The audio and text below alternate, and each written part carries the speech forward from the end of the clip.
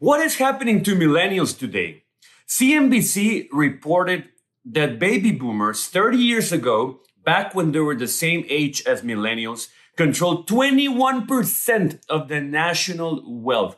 That's 5 times more than what millennials control today. In this video, I will explain to you why millennials are just dead broke. How you can break the trend and be in the top 1%.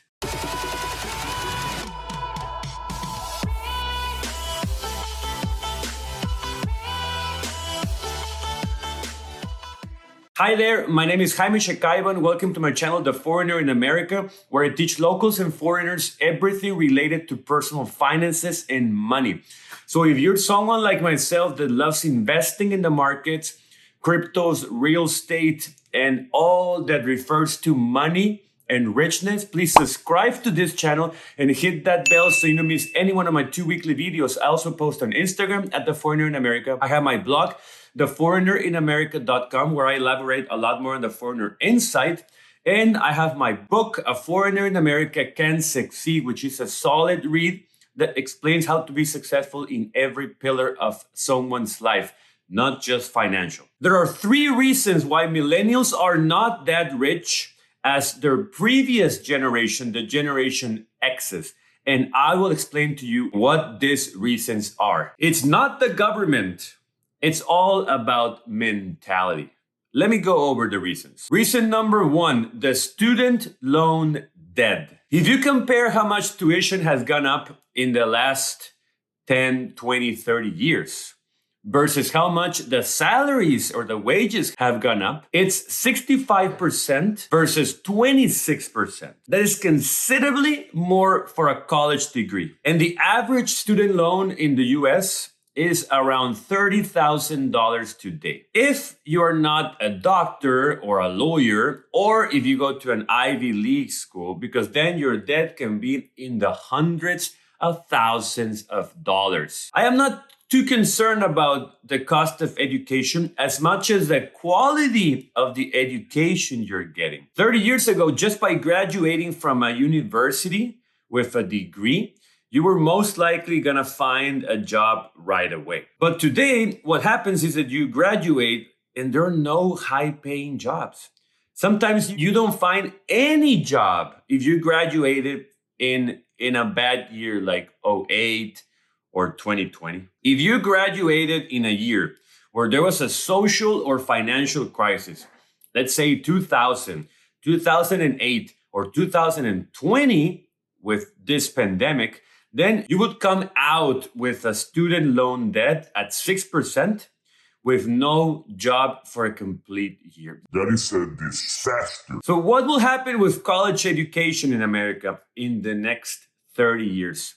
Let me tell you, either it turns out to be free for everyone, or it will make no sense to spend $500,000 for a degree where you come out making $70,000 on a salary. So how are you gonna be in the top 1%? First of all, study something that makes sense, that will make money, like something related to finance or engineering. Specializing in money or tech are the most lucrative careers today. Also, spend 50% and use the other 50% to pay off your debt month over month over month until you pay it off.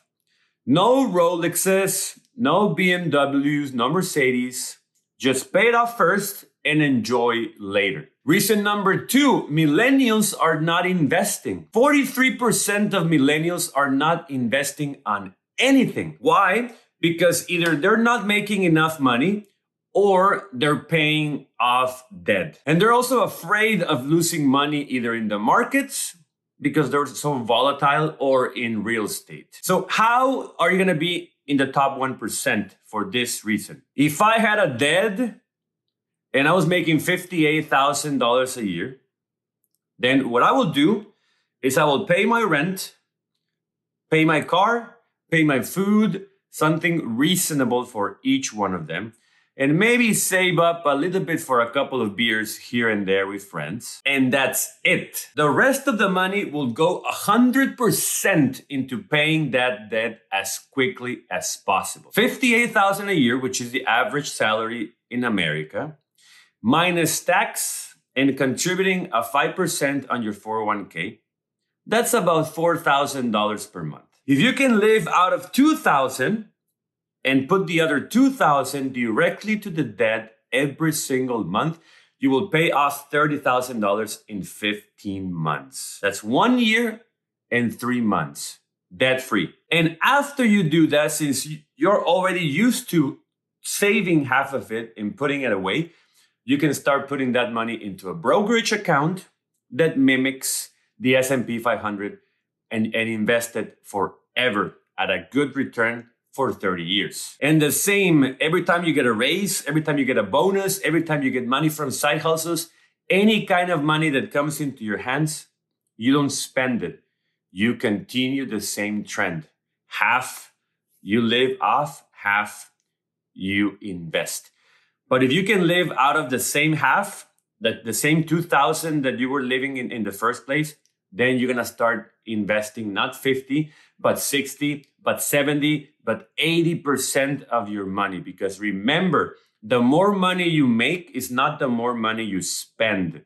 You spend the same and invest more and more and more. That's the formula for success and richness. Reason number 3, they do not own a home. Millennials are less likely to own a home than Generation X's. Why? Because they don't believe in real estate, and homes are a lot more expensive than what they used to be 30 years ago. Averaging $328,000 for a home versus $216,000 30 years ago, adjusted for inflation. And 63% of them don't have enough money for a down payment. Not even the 3.5% of the FHA loan. And that's mainly because they don't budget, they overspend, and they're living paycheck to paycheck. It's not just because of student loans. Of course, they'll blame it on the student loans. Oh my God, I have to pay my student loans. That's why I cannot save any money. Yes, but you're taking 10 years to pay your student loans when you can pay off those loans way faster if you stop spending your money. But of course, that Beamer, it's so nice. It's just too pretty to ignore. Imagine what will my friends say if I was driving a used Honda. Oh my God. Also, they're just making less money, period. 62% are living paycheck to paycheck, and the salaries are just getting more and more stagnant. And you can blame it on the degrees they're getting and also the amount, the pool of people available for employers. So imagine an employer posts an engineering job and only 2 candidates apply. I mean, they can be thinking of paying them 60, 70,000 a year. But what if 14 candidates apply, or 16 or 20, and they're all equally as qualified? So then they're going to start thinking, man, I'll pay them 45, 50K because I have to pay much. There's so many people that I'll just pay less. And what happens is that turns into a bloodbath. And lastly, millennials have a lower net worth than Generation X's at the same age. And this is not surprising. It doesn't surprise me, and it shouldn't surprise you, because 30 years ago, what did you spend money on? Really? There was no internet, no social media, no Amazon, no tech, no gadgets, nothing. It was just going out to the store and spending your money, or going out to the bar and spending your money. But now, with the technology we have, I mean, people 30 years ago were attracted to magazines and old TVs. But right now, with one click, you can buy everything. Anything and everything you want. And credit cards are much more accessible for everyone. So it's just so easy to get into debt. And cars are putting ads on regular TV, German luxury cars. So you go and get a lease. They're trying to get college graduates to lease BMWs just coming out of college. It's so much marketing. Marketing is so strong against millennials. And there's so much technology that you can just spend money with one click, that's what's killing people and their inability to control themselves. So the only difference between a Generation Xer that has no budget and no control over his money and a millennial that has the same problem of no budget and no control over his money is that Generation X's did not have that many options. So just imagine what will happen with Generation Z's, the younger kids that are now in school and they're just starting to graduate. Those are going to be even more broke than millennials. How can you be in the top 1% for this reason? I mean, I don't care if you own a home or not. Actually, a home is a money drain.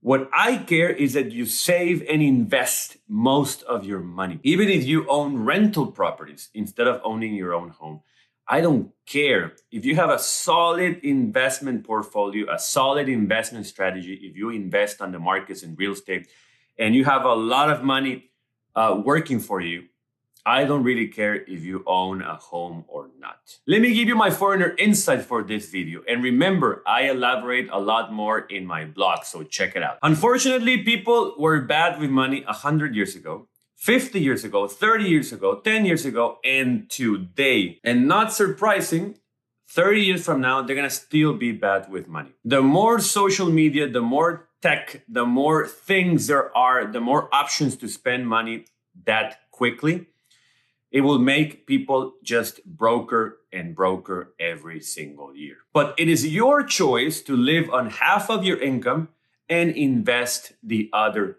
half. And if the money starts to increase, you do not increase your expenses. You just increase your savings. But if you choose to spend 100% of your money on Amazon and Apple products and German cars and Swiss watches and all this good stuff, well, you will always be broke, no matter your generation. So follow my lead and be one of the top 1% of millennials that own the money in this country and still have fun on the weekends. Thank you very much for watching. Please make sure you give me a like if you like this video, subscribe to my channel and hit that bell so you don't miss any one of my 2 weekly videos. Follow my Instagram, my blog, and my book, which I'll link below in the description. Have a good one. Thank you for watching. I'll see you next time.